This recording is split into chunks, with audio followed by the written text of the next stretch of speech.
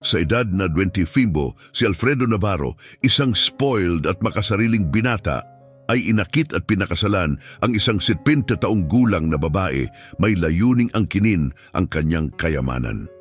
Sa hindi inaasahang pagkakataon, ang babae ay may nakahandang plano upang turuan siya ng mahalagang aral. Pinalaki ng kanyang sobrang mapagbigay na mga magulang, sina Josephine at John, naranasan ni Alfredo ang bagong realidad nang bigla silang tumigil sa pagsuporta sa kanya sa pinansyal matapos niyang masira ang ikatlong sasakyan sa loob ng 1 taon, isang regalo mula sa kanyang ama.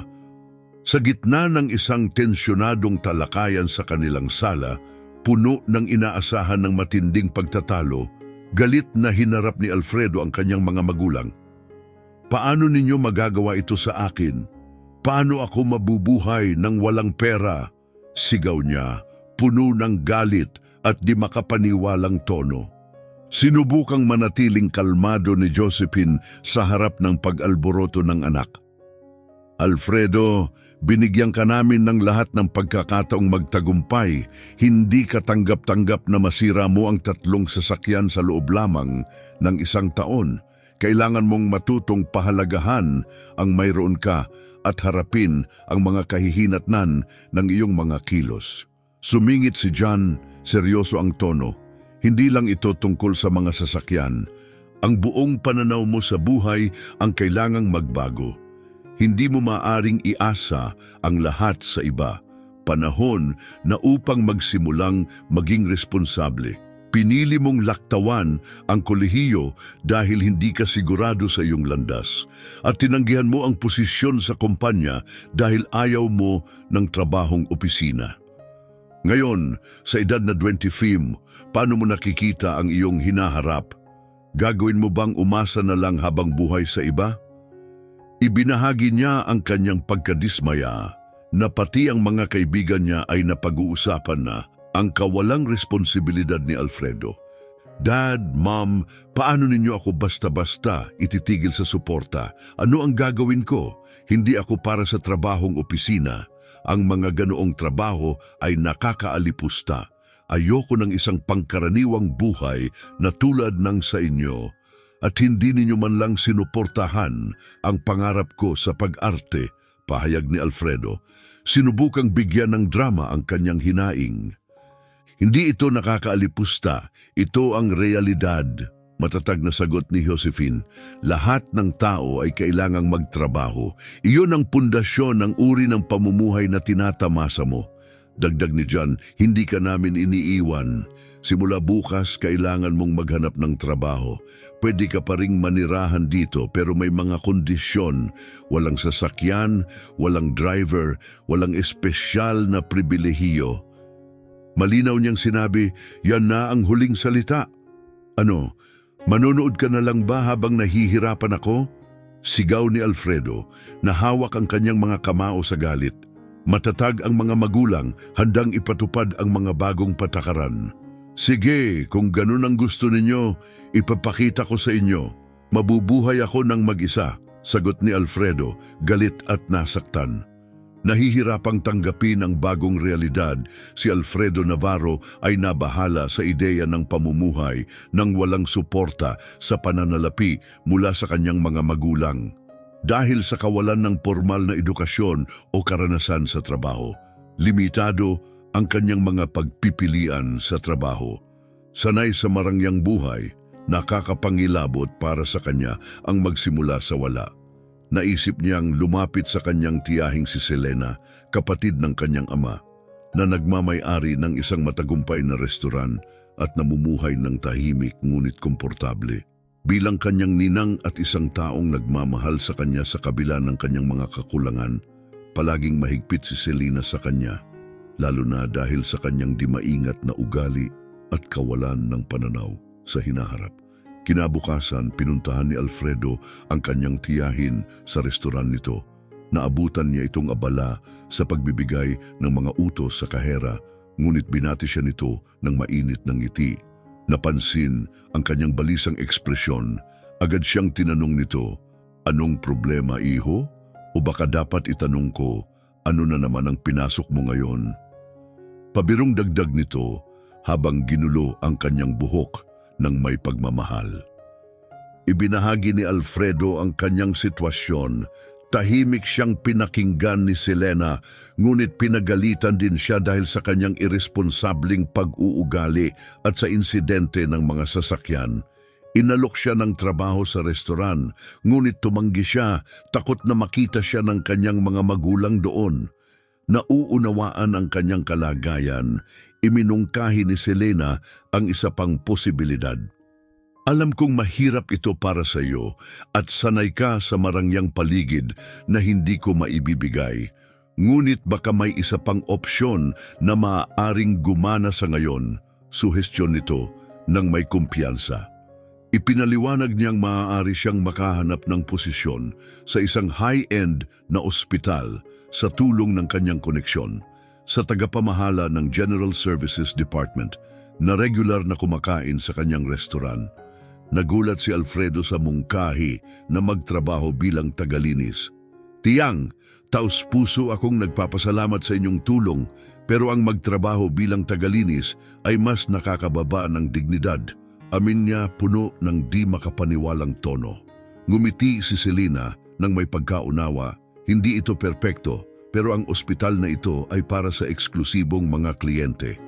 Mapupunta ka sa isang lugar kung saan maaari kang makahanap ng mas magagandang oportunidad o makakilala ng mahahalagang tao. Pansamantala lang ito, paninigurado niya. Bagamat may alinlangan pa rin, tinanong ni Alfredo kung may ibang posisyong maaaring magamit. Alfredo, bawat trabaho ay marangal. Bukod pa rito, ang mga magulang mo at mga kaibigan nila ay hindi madalas sa ganitong lugar. Eksklusibo ito at nasa isang sosyal na lugar, 18 kilometro ang layo. Hindi kalakihan ang sweldo, pero sapat ito para masuportahan ka habang naghahanap ka ng trabahong mas naaayon sa iyong hilig, mahinahong paliwanag ni Selena. Hinawakan niya ang kamay nito sa ibabaw ng mesa bilang pag-aalo, at dahan-dahan nang nakumbinsi si Alfredo na tanggapin ang trabaho bilang isang pansamantalang hamon. Kaya nagsimula si Alfredo bilang tagalinis sa ospital, na unay tila hindi niya gamay ang kanyang lugar. Ngunit habang nililinis niya ang mga pasilyo, naririnig niya ang mga bahagi ng usapan mula sa mayayamang pasyente at bisita. Pinagmamasdan niya ang mga elite na kliyente na pagtanto niyang nasa isang lugar siya na puno ng potensyal na oportunidad. Unti-unti niyang natutunang tanggapin ang trabaho at ang araw-araw na biyahe. Sa kalaunan, mas naging mapanuri siya sa mga taong pumupunta sa ospital habang pinaplano ang kanyang susunod na hakbang. Sa gitna ng isang abalang araw sa trabaho, sinimulan ni Alfredo ang isang pag-uusap kay Nurse Virginia, kilala sa kanyang mapagmalasakit na likas at pagkaunawa sa mga pangangailangan ng mga pasyente. Habang nag-uusap sila, ibinahagi ni Virginia ang kanyang mga obserbasyon tungkol sa mataas na inaasahan ng mga mayayamang pasyente sa personalized na pangangalaga. Napagtanto ni Alfredo ang isang oportunidad dito at humingi ng payo mula kay Virginia kung paano mapapahusay ang serbisyo upang mapabilib ang mga ganitong pasyente, habang pinaplano na kung paano isasama ang kanyang mga mungkahi sa kanyang mas malawak na plano. Sinamantala niya ang bahagyang pagmamalasakit na ipinakita ni Virginia habang naghiwalay sila ng landas. Kinabukasan, masigasig na naghahanap ng mas detalyadong impormasyon, muling nilapitan ni Alfredo si Virginia. Inabutan niya ito ng piraso ng tsokolate, banayad na hinawakan ng kanyang kamay, at maingat na nagtanong tungkol sa isang kamakailang pasyente, si Lolita, na na-admit dahil sa problema sa likod. Tumango siya ng bahagya patungo sa kwarto nito. Saglit na tumingin si Virginia sa kwarto ni Lolita bago siyang ginityan ng mabuti at binaba ang kanyang boses. "Siging sa Lolita iyon," ani Virginia. "Madalas siyang pumunta para sa mga minor na reklamo. Biyuda siya, napakayaman mula sa mana ng yumaong asawa niya. Nakakalungkot nga lang dahil bihira siyang dalawin ng kanyang mga anak. Ang butler niya, si Ginoo Domingo, at paminsan-minsan ang apo niyang si Angelina ang laging kasama niya.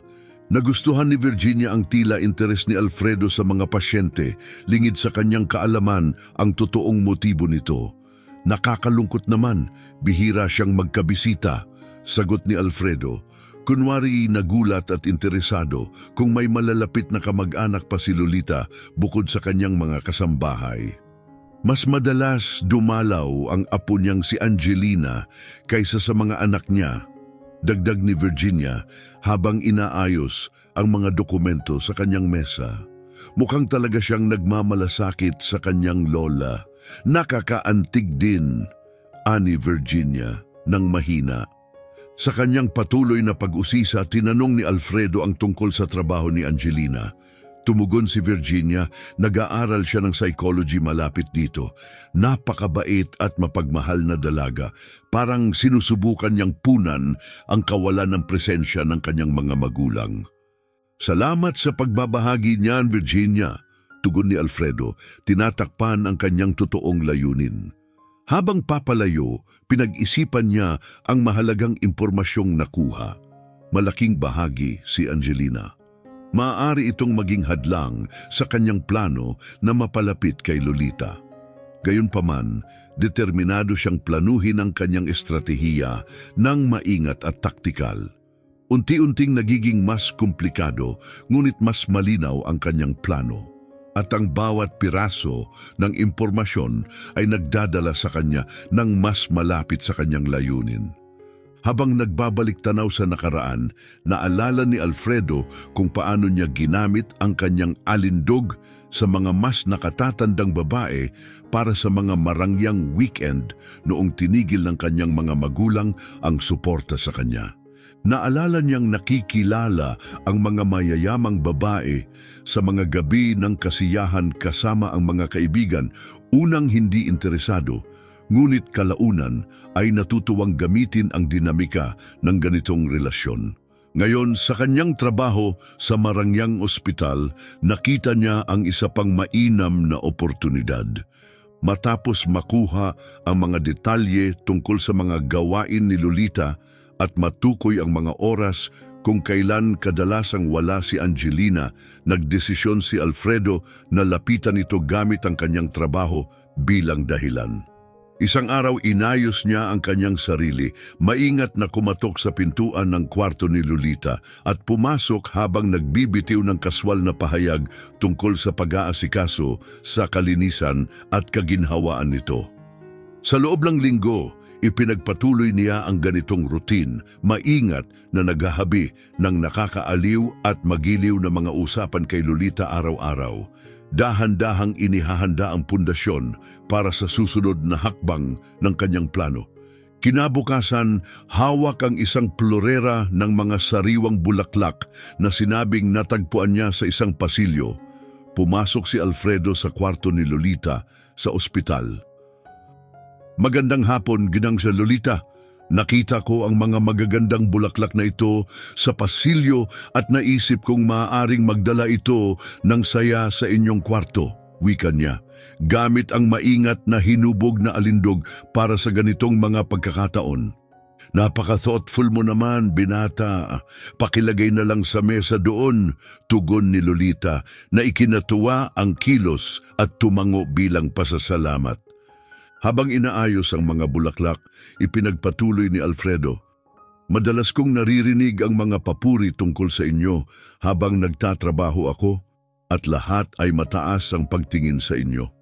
Sana hindi kayo ma-offend sa pagiging prangka ko, sabi niya, lumapit ng bahagya na may kunwaring pag-aalala. Kumusta po kayo ngayon? Medyo maayos naman, salamat. Mahirap manatili sa isang kwarto ng ospital, pero ang mga ganitong kabutihan ay talagang nagpapagaan ng loob ko. Sagot ni Lolita, pinagmamasdan si Alfredo ng may interes. Natutuwa akong marinig iyon, Yongges Lolita. Pakitandaan na kung may kailangan kayo, kahit kausap o munting pabor, huwag mag-atubiling hanapin ako. Alfredo, ang pangalan ko, alok niya ng may mainit na ngiti habang iniabot ang kanyang kamay. Bago umalis ng kwarto, kumpiyansa na ang bawat pakikipag-ugnayan ay nagpapalalim ng koneksyong mahalaga sa kanyang plano. Gayunpaman, napagtanto niyang mahalagang makuha rin ang tiwala ni Angelina, ang apong tila protektado sa kanyang lola. Sa kanyang susunod na pagbisita, dala ang tray ng tsaa at mga biskwit. Maingat na kumatok si Alfredo at pumasok sa kwarto ni Lolita. "Nga Lolita, nagdala ako ng tsaa para sa inyo. Naisip kong maganda ang mainit na inumin sa malamig na hapon. Ang tagapaghatid ng pagkain ang nag-utos sa akin na dalhin ito rito," sabi niya, gumagawa ng isa pang dahilan habang pumasok na may mapagkumbabang kilos. "Oh Alfredo, napaka-considerate mo naman. Pakilagay na lang sa mesa. Kumusta ka naman ngayon?" Tanong ni Lolita, halatang naantig sa kilos niya. Habang inilalapag ang tray, naupo si Alfredo malapit, nagkunwaring may malalim na iniisip. "Maayos naman po, medyo pagod lang. Nakakapagod ang trabaho dito at halos hindi sapat ang sahod para sa mga gastusin, pero kailangan ko itong ituloy." Ani niya inilalagay ang sarili bilang isang maawaing karakter. "Napaka-unfair naman yan. Ang sipag mo tapos napakaliit ng kapalit. Ang isang binata at gwapo tulad mo, tiyak darating ang mas magagandang oportunidad," sagot ni Lolita, ipinapakita ang tunay na malasakit. Yumuko si Alfredo, kunwaring nag-aalangan ng magpatuloy. "Oo, pero sinusubukan kong huwag magreklamo. Lumaki akong sanay sa hirap, kaya't nakasanayan ko na." Kasinungalingan niya, inilalarawan ang sarili bilang mapagkumbaba at matatag. Pero mahirap pa rin minsan, lalo na ngayong parang wala akong nagagawang mahalaga. "Huwag mong isipin yan, Alfredo. Malaki ang naitutulong mo, lalo na sa akin." Pag-aalo ni Lolita, hinawakan ang kanyang kamay. "Ikaw ang nagbibigay kasiyahan sa mga araw ko. Hindi ko alam kung ano ang gagawin ko kung wala ang mga pagbisita mo. Salamat, Ginoong Lolita. Napakalaking bagay na malaman kong napapasaya ko kayo," sagot ni Alfredo, tinatago ang kanyang mapanlikhang layunin. "Mabuting tao ka, Alfredo. Sana magbago na ang takbo ng buhay mo sa lalong madaling panahon. Tandaan mo, nandito ako kung kailangan mo ng tulong." Alok niya ng may init, sabay pisil sa kanyang kamay. Nagpasalamat si Alfredo habang tumayo upang umalis, mas kampante sa lumalalim niyang impluensya kay Lolita. Sa puntong iyon, dumating si Angelina na ang presensya ay puno ng kombinasyon ng pag-aalala at hinala. "Lola, sino siya?" Tanong nito, sinusuri si Alfredo ng may pag-iingat. "Ito si Alfredo, isa sa mga staff dito. Napakabait niya," paliwanag ni Lolita, pinapakalma ang anumang alalahanin. "Salamat sa pag-aalaga mo sa lola ko, Alfredo," sabi ni Angelina, nananatiling magalang ngunit maingat. "Sana hindi mo siya masyadong pinapagod. Malubha ang injury niya, hindi ba, Lola?" Dagdag nito na tila nagpapaalala na kailangan ng kapayapaan. "Tiyak po, Bebe Angelina. Paalis na rin po ako matapos batiin ang inyong lola," sagot ni Alfredo, bahagyang yumuko habang palabas. Binibigyan si Lolita ng huling nakasisigurong tingin at isang palihim na kindat na hindi napansin ni Angelina.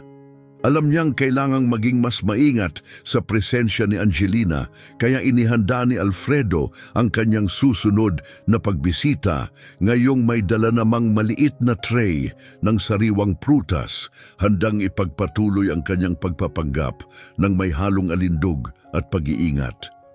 Alfredo ay bihasang isinama ang sarili sa marangyang pamumuhay ni Lolita. Nakararamdam ng matinding kasiyahan habang pinagmamasdan ang karangyaan ng kanyang mansyon.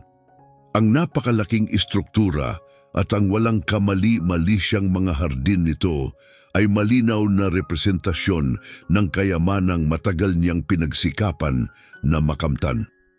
Mainit siyang sinalubong ni Lolita sa pintuan, ang kanyang ngiti tanda ng tiwala, at tumugon si Alfredo gamit ang kanyang maingat na pinaghandaan na alindog, pinapakita ang parehong pasasalamat at pagpapakumbaba.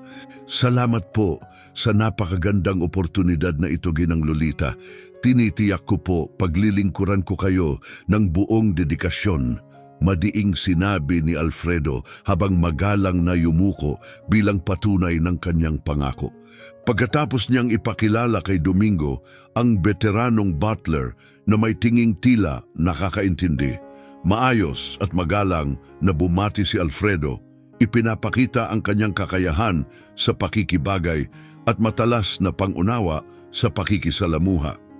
Dinala ni Lolita si Alfredo sa malalawak na pasilyo ng kanyang mansyon papunta sa kanyang bagong kwarto, isang silid na nag-aalok ng karangyaan na hindi pa niya nararanasan.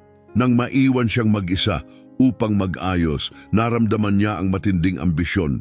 Ito ang simula ng bagong kabanata, ang maglalapit sa kanyang pinapangarap. Habang lumilipas ang mga araw, mabilis na nakibagay si Alfredo sa kanyang mga tungkulin. Lagi siyang maingat, tinitiyak ang kaginhawaan ni Lolita gamit ang walang kapintasang serbisyo na lalong nagpapatibay ng pagtitiwala nito sa kanya. Nakita siya ni Lolita hindi lamang bilang security detail at trooper, kundi bilang tunay na kasamahan, madalas na nakikipag-usap ng matagal. Si Angelina, laging mapagmatsyag, ay tinitingnan si Alfredo na may bahagyang pagdududa sa tuwing dumadalaw. Alam ni Alfredo ang mapagbantay na likas nito, kaya maingat niyang ipinapakita ang isang imahe ng profesionalismo at pagiging maaasahan, layuning mabawasan ang kanyang pag-aalala. Isang gabi, habang dinadala ni Alfredo pauwi si Lolita mula sa isang sosyal na pagtitipon, ibinahagi nito ang kanyang damdamin ng kalungkutan sa sariling pamilya. Alfredo, minsan nararamdaman ko na parang dayuhan ako sa sarili kong pamilya. Bihira akong dalawin ng aking mga anak. At tanging si Angelina lamang ang nagpapakita ng tunay na malasakit, kaya't napakahalaga sa akin ang iyong presensya, wika nito, may halong lungkot sa kanyang tinig.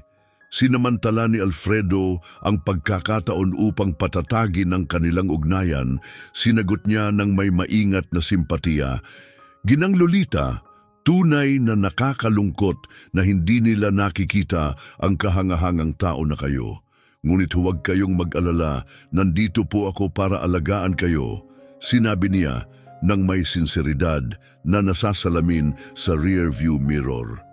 Tumugon si Lolita ng may banayad ng ngiti, halatang nabigyan ng kaginhawaan ng kanyang mga salita, isang usapan na inalala ni Alfredo bilang isa pang hakbang sa pagtitibay ng kanyang tiwala. Samantala, sinimulan ni Alfredo na maingat na bumuo ng koneksyon kay Domingo. Gusto niyang matuto mula sa butler tungkol sa mga nakagawian sa mansyon at mga personal na hilig ni Lolita na unti-unting nagpalapit sa kanya kay Domingo. Bagamat noong unay tahimik ito, kalaunan ay natutunan niyang pahalagahan ang sigasig ni Alfredo at kagustuhang matuto, marahil iniisip siya bilang kahalili-balang araw.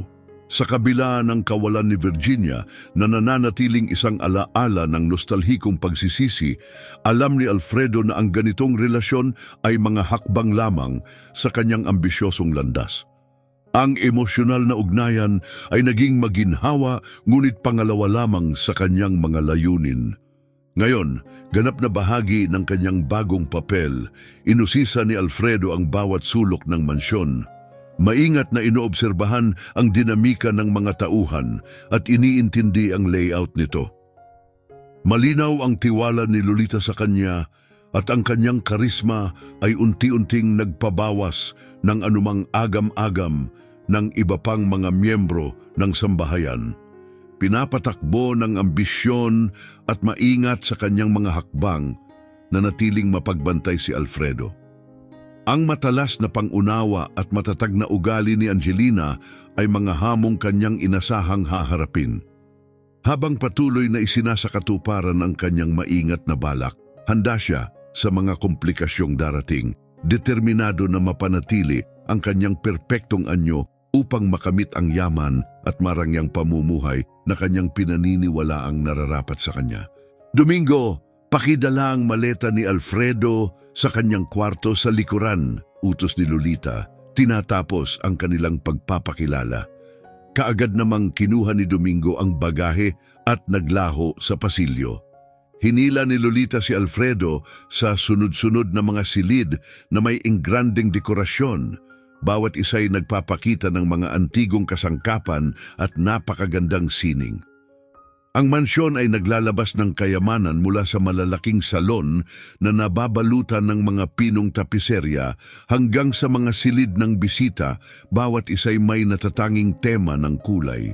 Habang papalapit sila sa isang hanay ng dobling pintong kahoy, sinabi ni Lolita, "Ito ang aklatan," at binuksan ang pinto upang ipakita ang mga pader na punong-puno ng mga aklat. At sunod, ito naman ang silid ng musika, patuloy niya. Habang nag-a-adjust si Alfredo sa lawak ng karangyaan, dumaan sila sa formal na dining room at isang kahangahangang home theater. Sa bandang huli, dinala siya ni Lolita sa likod ng ari-arian, kung saan bumungad ang isang maayos na hardin na nauuwi sa hanay ng maliliit at sariling quarters. Ang ating mga tauhan ay dito nakatira at tulad ng nakikita mo, bawat isa ay may sariling quarters. Simple ngunit komportable at nagbibigay ng privacy. Paliwanag ni Lolita habang naglalakad sila sa tabi ng mga nakahanay na cottage. Huminto siya sa isa, binuksan ang pinto at ipinakita ang isang maayos na may maliit na sala. Isang compact na kusina, isang kwarto at isang banyo. Ito ang magiging kwarto mo. Umaasa akong magiging komportable ka rito. Nandito na ang lahat ng iyong kailangan at palagi kang malugod na tinatanggap sa main house, sabi niya ng may init. Mrs. Lolita, lampas pa po ito sa aking inaasahan. Maraming salamat po. Nakatuon po ako sa inyong kaligtasan at kaginhawaan, sagot ni Alfredo, punong-puno ng pasasalamat at paghanga sa bago niyang kapaligiran. Wala akong duda na mag-e-excel ka, Alfredo. Magpahinga ka muna ngayon. Mamaya, bubuuin natin ang isang security plan. Tapos ni Lolita na may ngiti. Pagpasok sa kanyang bagong tahanan, puno ng paghanga si Alfredo, ngunit mulat sa diskarte niyang kailangang panatilihin. Sa kabila ng kanyang panlabas na katapatan, ang kanyang isipan ay lumipad patungo sa ideya ng pagtakas para sa maliligayang sandali kasama ang mga kaibigan at sa masayang mga pakikipagsapalaran na kanyang pinakahilig. Sa paglipas ng panahon, hindi lamang naging masikap na gwardiya si Alfredo, kundi naging bahagi rin siya ng pang-araw-araw na buhay ni Lolita. Mahusay na tumutugon sa kanyang mga hiling at layaw. Madiskarte niyang hinikayat si Lolita sa ilalim ng kanyang mapanlinlang na alindog, nagpaplano ng mga lakad na tinutupad ang matagal na niyang mga pangarap, palaging nasa tabi niya bilang tagapagtanggol. Ang kanilang paglalakbay ay nagdala sa kanila mula sa kalmadong dalampasigan ng Caribbean hanggang sa mga makasaysayang pook sa Europa. Bawat biyahe ay nagbigay kay Lolita ng bagong kasiglahan. Sa isang natatanging paglalakbay sa Tuscany noong mainit na Hulyo, ginugol nila ang araw sa pagbisita sa mga ubasan at pagtikim ng mga alak. Ang matinding init ay nagsimulang makaapekto kay Lolita na nagpapakita ng mga senyales ng dehydrasyon. Unay binaliwala ni Alfredo ang kanyang nararamdaman, ngunit nangako, pagbalik natin sa hotel mamaya, hahanap tayo ng ospital. Pagkatapos humingi ng direksyon sa isang lokal na gasolinahan, nakarating sila sa isang ospital sa Tuscany kung saan mabilis na inasikaso ng isang bihasang pangkat medikal ang kanyang dehydration at mga sintomas ng heat stroke. Matapos ang ilang oras ng pag-aalaga, gumanda ang kanyang kondisyon pagsapit ng gabi. Pinayuhan ng mga doktor na iwasan ang sikat ng araw, manatiling hydrated at magpahinga. Buhat kay Lolita, pabalik sa kotse, nagmaneho si Alfredo papunta sa pinakamalapit na hotel. kung saan isang kwarto na lang ang natira dahil sa panahon ng abala. Sinunggaban niya ang pagkakataon para sa mas malapit na ugnayan, agad itong nirereserba habang pinaplano ang susunod niyang mga hakbang sa bagong sitwasyon ng kanilang pinagsasaluhang espasyo. Sa loob ng silid, maingat na inalagaan ni Alfredo si Lolita. Ginagawa ang higit pa sa mga tungkuling nakasaad sa kanyang trabaho. Ginamit niya ang malamig na kompres upang mapababa ang lagnat nito at maingat na sinunod ang mga rekomendasyon ng doktor. Huwag kang mag-alala, tungsin Lolita, hindi ka nag-iisa. Narito ako upang alagaan ka, wika ni Alfredo, ang kanyang tinig puno ng banayad na pagkalinga at determinasyon. Si Lolita, na bagamat mahina ngunit puno ng pasasalamat, ay tumingin kay Alfredo na may halong paggalang at pagpapahalaga. Alfredo, lubos akong nagpapasalamat na nandito ka. Hindi ko maisip kung paano ako makakaraos kung wala ka. Saan ka matutulog? Tanong ni Lolita. Ang kanyang boses ay mahina at nauubos ang hininga. Huwag kang mag-alala. Magpapahinga ako dito sa sofa. Huwag kalimutan, ako rin ang iyong gwardya. Kailangan kong magbantay. Magandang gabi, ma'am, tugon niya. Nang makatulog na si Lolita, sinamantala ni Alfredo ang pagkakataon upang mag-relax sa isang nakakapreskong paliligo. Habang dumadaloy ang tubig, nagmuni-muni siya sa lawak ng kanyang pagsusumikap upang makuha ang tiwala nito. Pagkatapos maligo, sariwa at bihis ng kanyang simpleng pangtulog, naupo si Alfredo sa armchair ng silid, iniisip ang kanyang mga susunod na hakbang. Panahon na upang kumilos. Ito ang tamang pagkakataon. Kung maniniwala siya sa aking pagpapanggap at isipin niyang mahal ko siya, hihilingin ko na siyang maging kasintahan ko. Pinagkatiwalaan na niya ako ng kanyang PIN sa credit card. Lubos siyang nagtitiwala. Kailangan ko lang tiyakin na hindi makikialam ang kanyang apo. Sambit niya sa sarili. Pansamantalang nawawala sa kanyang pag-iisip bago siya tuluyang nakatulog. Nagising si Lolita ng maagang maaga.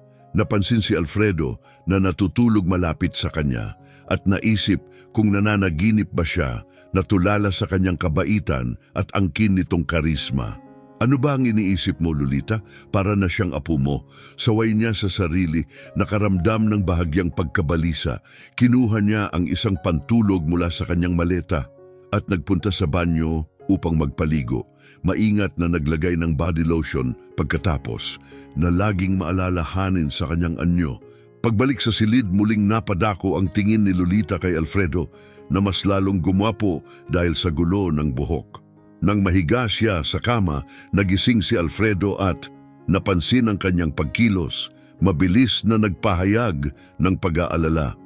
Medyo nahilo ako sa shower kanina, akala ko matutumba na ako, pero okay na ako ngayon, paliwanag niya na may bahagyang ngiti.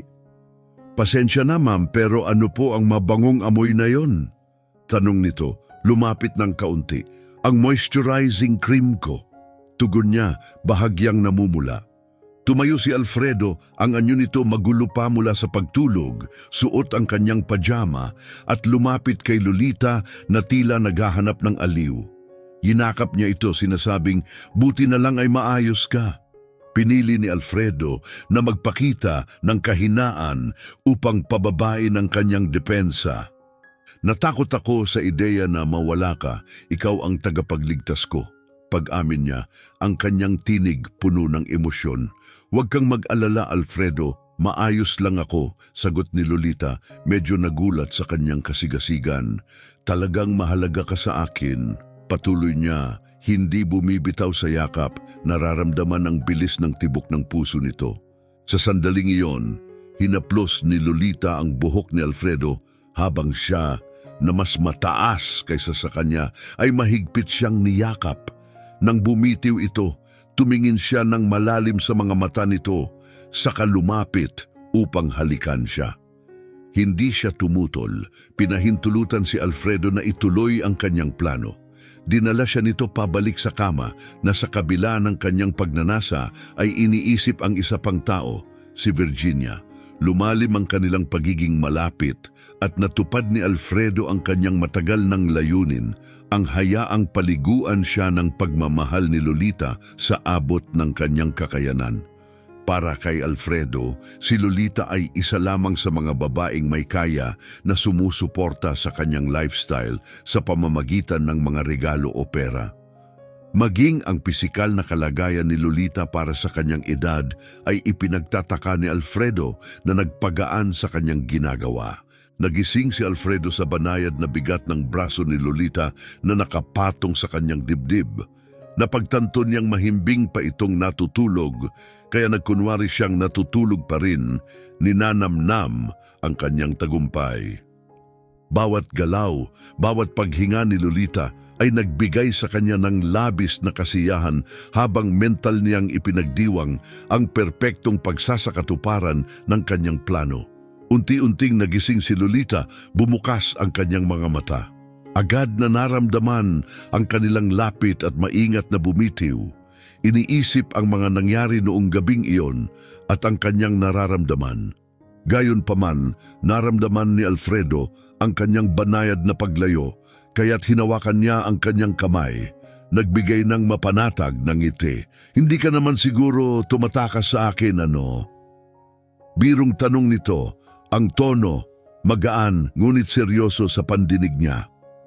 Humarap ito sa kanya, nagtagpo ang kanilang mga mata na may mapanlikhang lambing. Magandang umaga, Lolita, malambing na bati niya na may ngiti pa rin sa kanyang mga labi. Sana maayos ang tulog mo at mas maganda ang pakiramdam mo ngayon. Si Lolita na nakikipaglaban pa rin sa kanyang emosyon at kaunting pag-aalangan ay mahina ang tugon. Magandang umaga, Alfredo. Oo, maayos ang tulog ko. Pasensya na, hindi ko sinasadya. Naputol ang kanyang boses. Ngunit pinutol ni Alfredo ang kanyang sinasabi.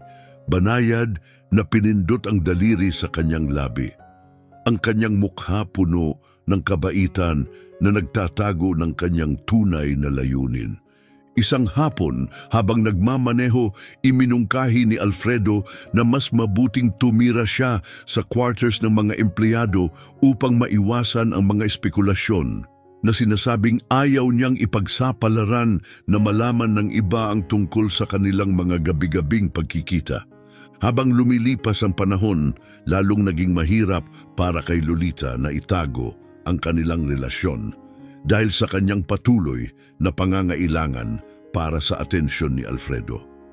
Sa huli, tuluyan nang iniwan ni Alfredo si Virginia. Sa paglalim ng kanilang ugnayan, iminungkahi ni Alfredo ang formal na panliligaw, isang mungkahi na nagdulot ng halakhak kay Lolita dahil sa kanilang agwat sa edad. Ngunit sa kalaunan ay tinanggap niya ito ng masaya, naakit ng karisma at kapani-paniwalang pananalita ni Alfredo. Ang kanilang relasyon na nagsimula sa mahina at may pagdududa ay nagsimulang magkaroon ng tunay na koneksyon. Sa simula, iginiit ni Lolita na itago ang kanilang relasyon dahil natatakot siya sa reaksyon ng kanyang mga anak. Nirespeto ito ni Alfredo hanggang isang araw, biglang pumasok ang apo ni Lolita na si Angelina habang magkasama sila. Ano ito, Lola? Tanong nito na may gulat. Anak, bakit hindi ka kumatok? Sagot ni Lolita na tila natataranta habang si Angelina ay patuloy na nagpahayag ng kanyang pagkadismaya. Nararamdaman ng tensyon, inalok ni Alfredo na umalis ng silid, ngunit mahigpit siyang hinawakan ni Lolita at sinabing, Hindi, Alfredo, manatili ka. Balang araw, malalaman din nila ito. Angelina, kami ni Alfredo ay magkasama. Huwag kang mag-alala.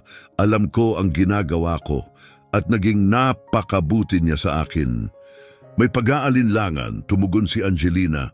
Ang convenient naman na bigla kang naging espesyal sa lola ko. Mahirap isipin na hindi ito isang kalkuladong galaw. Sinubukan ni Alfredo na pakalmahin ang sitwasyon. Paliwanag niya, alam kong mukhang kahina-hinala ito. dahil sa aming agwat sa edad, ngunit tunay ang nararamdaman namin. Idinagdag pa niya habang tinitingnan ng tapat si Angelina, baka hindi mo pa nararanasan ang tunay na pagmamahal, kaya hindi mo ito nauunawaan. Ano ang gusto mong ipahiwatig? Sagot ni Angelina ng may diin. Sinubukang pakalmahin ni Lolita ang tensyon. Totoong nagmamahalan kami.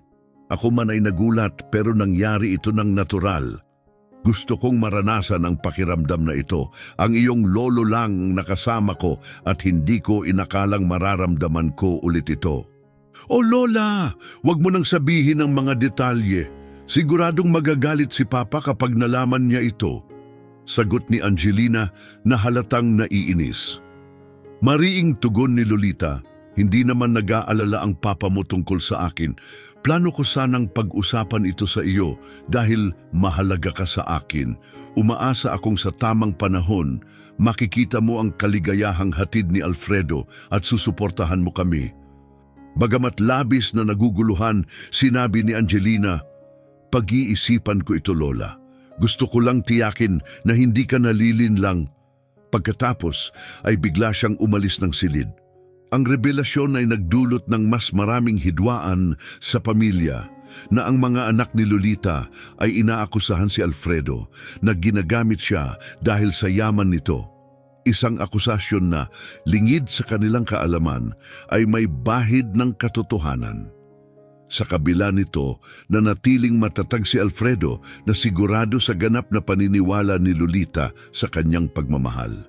Makalipas ang ilang linggo, habang magkasamang nag-aalmusal si Alfredo at Lolita, naihain ng kanilang butler ang pagkain. Nang sila'y mag-isa na, sinunggaban ni Alfredo ang pagkakataon upang isulong ang kanyang maingat na plano. Habang nakatingin kay Lolita sa likod ng usok ng kanyang kape, alam niyang ang susunod niyang hakbang ay magbabago ng lubos sa kanilang buhay. Hindi na siya maaaring magdalawang isip. Ito'y isang mahalagang bahagi ng kanyang estratehiya. Lolita, mahal ko, panimula ni Alfredo, ang kanyang tinig mas banayad kaysa karaniwan. May isang bagay na matagal ko nang gustong pag-usapan natin. Anong bumabagabag sa iyo, mahal? Tanong ni Lolita, halatang nag-aalala. Ibinaba ni Alfredo ang kanyang kape. Lumapit at lumuhod sa harapan niya. Hawak ang kanyang mga kamay. Mula nang makilala kita, ang bawat araw ay naging isang biyaya. Nagdala ka ng liwanag sa buhay ko, isang liwanag na akala ko'y nawala na magpakailanman. Ang pagiging kasama mo ay nagbukas ng mga pinto na akala ko'y tuluyan ng nagsara. Wika ni Alfredo nang may taus-pusong damdamin. Ngumiti si Lolita ng may pagmamahal, hinihimok siyang magpatuloy. Lolita, hindi ko kayang isipin ang isa pang araw na malayo sa iyo. Pwede mo ba akong bigyang karangalan na maging asawa mo? Gagawin mo akong pinakamasayang lalaki sa mundo. Kanyang iminungkahi, sabay labas ng isang maliit na kahon na may singsing. Ang reaksyon ni Lolita ay labis na pagkabigla na sinundan ng tuwa. Nanlaki ang kanyang mga mata, bumagsak ang mga luha sa kanyang mga pisngi at dahan-dahang lumitaw ang ngiti sa kanyang mukha. Alfredo, halos pabulong niyang sabi na puno ng emosyon, "Oh, tinatanggap ko." Maingat niyang sinuot ang singsing sa daliri ni Lolita, simbolo ng kanilang pangako. Nagyakapan sila, isang sandali ng tunay na pagmamahal para kay Lolita, ngunit para kay Alfredo, isa itong tagumpay sa kanyang mapanlinlang na hangarin para sa marangyang pamumuhay. Alam ni Alfredo ang posibleng negatibong reaksyon ng pamilya, kaya iminungkahi niya ang isang lihim na kasal. Lubos na umiibig, pumayag si Lolita. Nagdaos sila ng isang simpleng seremonya sa isang liblib na kapilya na ang naroon lamang ay ang pari at dalawang inarkilang saksi. Palihim silang nagpalitan ng mga panata sa isang tahimik na paraan. Habang pauwi, isang mapagmalaking ngiti ang lumitaw sa mukha ni Alfredo. Masayang masaya sa pagkakaayos ng kanyang plano. Nang malaman ni Angelina ang tungkol sa kasal, lalo pang tumindi ang kanyang hinala kay Alfredo. Nagpasya siyang harapin ang kanyang lola matapos bumalik ang mag-asawa mula sa honeymoon. Talaga, Lola, kasal. Panimula ni Angelina ang kanyang tinig puno ng pag-aalinlangan. Gusto kong maging masaya ka dahil mahal kita, pero hindi ba parang masyadong mabilis ang lahat ng ito? Bigla siyang dumating at ngayon kasal na kayo. Tiwala ako sa iyong desisyon pero nag-aalala ako sa kanyang intensyon. Paano kung siyasatin muna natin ang kanyang nakaraan? Nangangako ako, kung maayos ang lahat, hindi na ako magtatanong pa. Sinubukan ni Lolita na pakalmahin ang takot ng kanyang apo. Anak, hindi ka ba masyadong nagiging praning? Napag-usapan na natin ito dati at tiniyak ko sa iyo na si Alfredo ay isang taong may integridad. Naiintindihan niya na ikaw ang aking tagapagtanggol at hindi ko hahayaan ang anumang maling gawain. Yan ang dahilan kung bakit kailangang maging maagap tayo, Lola. Hindi lang pagkakanulo ang inaalala ko. Mas malala pa ang maaaring mangyari, lalo na sa iyong edad at ang kayamanan ng ating pamilya. Maraming tao ang may masasamang intensyon at natatakot akong gagawin nila ang lahat upang makuha ang kanilang nais, sabi ni Angelina. Puno ng pangamba, hinihimok na masusing suriin ang nakaraan ni Alfredo upang masigurado ang kaligtasan ng kanyang lola. Relax ka lang, Angelina. Bakit ka nag-iisip ng ganyang kabigat? Wika ni Lolita, halatang nababahala sa mga sinabi ng apo, ngunit pilit pinapanatili ang kanyang kalmado. Aalamin ko ang bagay na ito para lang mapanatag ka dahil nakikita kong labis kang naaapektuhan. Paulit-ulit nang ipinakita ni Alfredo ang pagmamahal niya sa akin. Wala kang dapat ipag-alala, walang masamang mangyayari. At manatili na lang muna ito sa atin, okay? Ayokong magalit siya. Ano ang plano mo? Ipinaliwanag ni Angelina ang kanyang estratehiya at sa kabila ng pag-aalangan sa mukha ni Lolita, tinapos niya ito ng pakiusap. Please, Lola, gawin mo ito bilang pagmamahal mo sa akin bago pa mahuli ang lahat. Sa paulit-ulit na paghimok, napilit ni Angelina si Lolita na pumayag sa kanyang plano na kumuha ng pribadong investigador upang siyasatin si Alfredo at alamin ang tunay nitong layunin. Bagamat nag-aalangan, pumayag si Lolita, sinigurado kay Angelina na walang dapat ikabahala. Nang gabing iyon, natulog si Lolita na may pakiramdam ng pagtataksil kay Alfredo dahil sa pagsang-ayon sa plano ng apo. Habang nakahiga, iniisip niya ang mga nakababahalang hinala ni Angelina. Paano kung niloloko niya lang ako? Isa ba akong hangal? Tanong niya sa sarili habang tinitingnan si Alfredo na mahimbing na natutulog sa kanyang tabi, na parang estatwa ng isang Diyos na Griego. Sa mga salungat na kaisipang ito, sa wakas ay nakatulog siya. Kinabukasan, nagdahilan si Alfredo tungkol sa kanyang bagong layunin na mag-aral ng abogasya. Si Lolita, na laging sumusuporta sa edukasyon, ay agad na pumayag. Subalit ang totoong plano ni Alfredo ay gamitin ang pera ni Lolita upang magliwaliw kasama si Virginia habang nagpapanggap na pumapasok sa klase. Natutuwa akong makita kang seryoso sa universidad, mahal ko. Ngayon, magkakaroon ka ng pagkakataong ituloy ang isang kagalang-galang na propesyon, sabi ni Lolita na punong-puno ng tuwa. Napakasuporta mo talaga, mahal ko, tugon ni Alfredo na may ngiti. Kapag nakapagparehistro na ako, sisimulan ko ng alamin kung paano gumagana ang mga internship sa lugar na ito. Sa totoo lang, hindi ko kailanman naisip na pumasok sa universidad, pero ikaw ang nagbigay sa akin ng ambisyong ito. Salamat, dagdag niya, muling napaniwala si Lolita. Natutuwa akong isipin mong pasukin ang abogasya, sagot ni Lolita, labis na ipinagmamalaki siya. Makalipas ang ilang buwan, napatunayan ang hinala ni Angelina nang magbigay ng tiyak na ebidensya ang investigador. Sa kabila ng mga sinabi ni Alfredo, hindi siya nag-aaral. Sa halip, ginagamit niya ang kayamanan ni Lolita upang ilaan sa paglilibang kasama si Virginia at iba pang kababaihan. Ipinagmalaki niya ang bagong sasakyan na binigay ni Lolita at isinama ang mga babaeng ito sa iba't ibang pamamasyal. Sa unay, hindi makapaniwala, ngunit nadurog ang puso ni Lolita.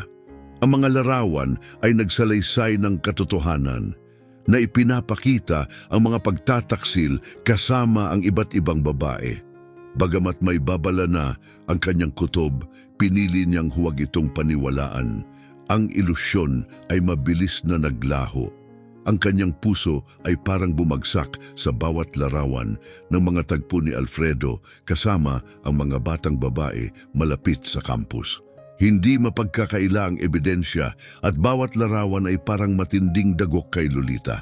Bagamat wasak ang damdamin, nagpasya si Lolita na huwag agad harapin si Alfredo. Sa halip, kanyang kinansela ang lahat ng magkasanib na credit card, pinaplano na mahuli si Alfredo sa susunod nitong paggastos. Nang dumating ang sandali, "Mahal! Akala ko walang limitasyon ang credit card ng matanda." Biro ni Virginia nang mapansin nilang hirap si Alfredo sa pagbabayad ng kanilang inumin sa isang party. "Hindi ko talaga maintindihan, darling. Sigurado akong tama ang PIN na ini-input ko, pero hindi gumagana. Pwede kayang nagpalit siya ng bangko nang hindi ko alam?" "Hindi naman siguro," sagot ni Alfredo. Halatang naiinis nang matuklasan niyang wala siyang sapat na pera upang bayaran kahit isang bote ng beer. Hindi na-impress si Virginia kaya't iniwan siya nito. Naiinis at nalilito, nagdesisyon si Alfredo na umuwi ng maaga upang tanungin si Lolita tungkol sa problema sa card. Determinado siyang mapanatili ang kanyang maayos na imahe, siniguradong hindi siya magmumukhang agresibo. Pagdating sa bahay, naramdaman niya ang tensyon sa hangin, ngunit dumiretso siya sa punto. "Hi, mahal ko. Maaga natapos ang klase ngayon, kaya't magkakaroon tayo ng mas mahabang oras na magkasama. Kumusta dito?" Bati ni Alfredo, maayos na dinadala ang usapan sa kanyang totoong pakay. "Hello mahal, masarap kang makitang maaga kang nakauwi.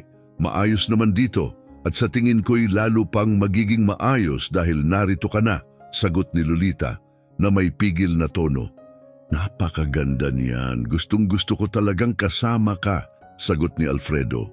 Saka dinala ang usapan sa kanyang alalahanin. "Mahal, may nangyari ba sa mga card natin? Sinubukan kong gamitin ito para bumili ng mga librong kailangan ko pero hindi gumana." Handa na si Lolita sa sandaling ito at sinimulan ang kanyang pagtatanong. "Mga libro tungkol saan, ha? Tungkol sa panloloko? Mukha namang mahusay ka na riyan, manloloko." Madiing tugon niya. Dagdag pa niya, "Sana hindi masyadong nadismaya ang mga kaibigan mo nang malaman nilang tapos na ang maliligayang araw." Sa kanya itinapon ang mga larawan mula sa detektiv sa mesa para makita ni Alfredo.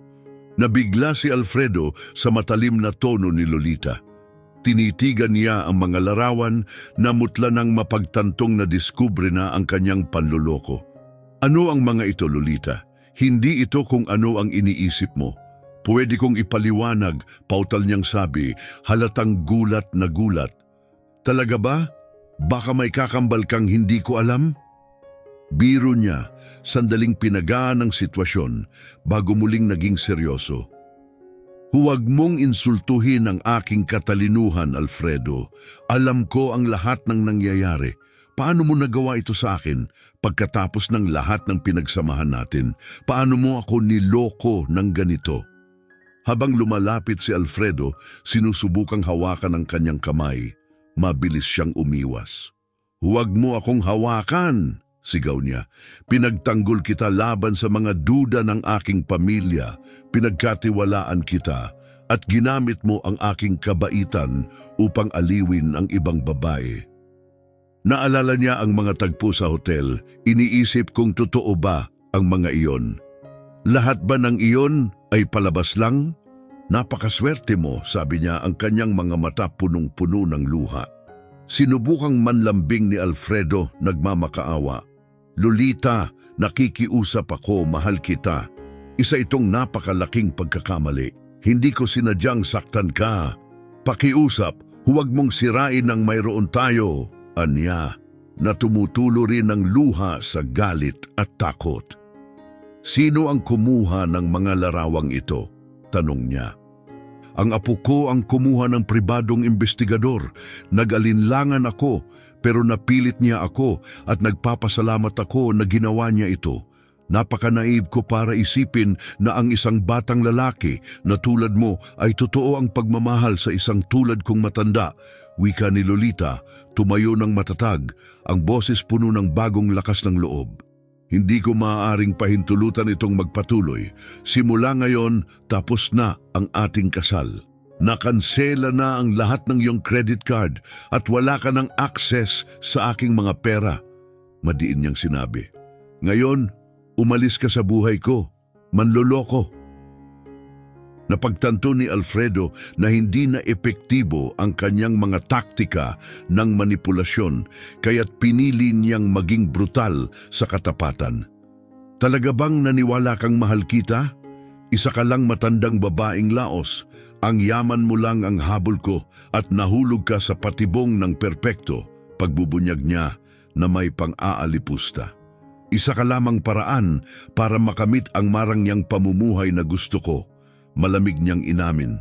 Naramdaman ni Lolita na parang umiikot ang paligid sa bigat ng mga salitang iyon.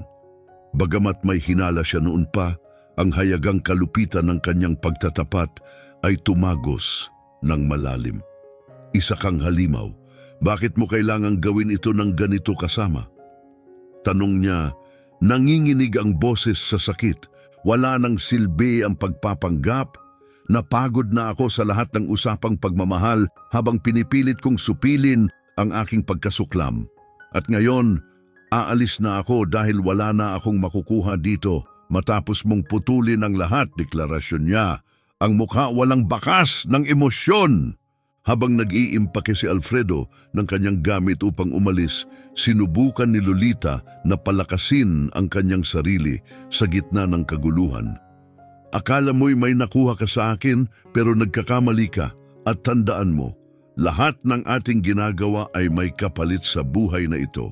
Ngayon, umalis ka at huwag nang bumalik, mariin niyang utos, sabay pagsara ng pinto ng malakas. Si Alfredo, na ayaw harapin ang kahihiyan sa kanyang mga magulang, ay pumunta kay Virginia sa pag-asang pansamantala siyang matutulungan habang naghahanap ng trabaho. Gayunpaman, itinaboy siya ni Virginia nang malaman ang kanyang nabigong plano, dala ng sariling interes. Walang mapuntahan, ginugol ni Alfredo ang gabi bilang palaboy. Kinaumagahan, wala nang ibang pagpipilian, bumalik siya sa tahanan ng kanyang mga magulang upang muling magsimula ng buhay. Isang taon ang lumipas habang nagtatrabaho bilang waiter sa restaurant ng kanyang tiyahin. Nakatanggap si Alfredo ng tawag mula kay Pedro, ang butler sa mansyon ni Lolita. Ipinaalam ni Pedro ang natural na pagpanaw ni Lolita. Bagamat sila'y diborsyado na, may iniwan ito sa kanyang huling habilin. Hindi na apektuhan sa balita ng kanyang pagkamatay. Nagkaroon ng interes si Alfredo, umaasa sa posibleng mana. Sa kanilang pagkikita ni Pedro, inihanda ni Alfredo ang sarili para sa revelasyon, ngunit nalaman niyang iniwan ni Lolita ang buong kayamanan niya sa isang kawanggawa para sa mga batang mahihirap na pinamamahalaan ng kanyang pamangkin na si Angelina na tunay na nagmalasakit sa kanya. Wala siyang natanggap kundi ang singsing na kasal na ibinigay niya kay Lolita, kalakip ang isang sulat. Alfredo, napakaikli ng buhay para habulin ang material na kayamanan. Pag-isipan mo ang iyong mga ginawa dahil kung ano ang ating itinanim, iyon ang ating aanihin. Mag-invest ka sa tunay na pagmamahal at ang balik nito'y higit pa sa anumang kayamanan. Huwag kang mag-alala, minahal ko ang bawat sandali ng aking buhay. Lagi akong may pananampalataya. Ang makabagbag damdaming konklusyon na ito sa kanilang kwento ay nagsisilbing paalala sa panandalian ng material na kayamanan kumpara sa pangmatagalang halaga ng tunay na koneksyon. Ibahagi ang inyong saloobin sa kwentong ito sa mga komento at huwag kalimutang i-like at mag-subscribe para sa mas maraming nakakaantig na kwento. Susunod, isang kwento na tiyak na kasing tagos sa puso.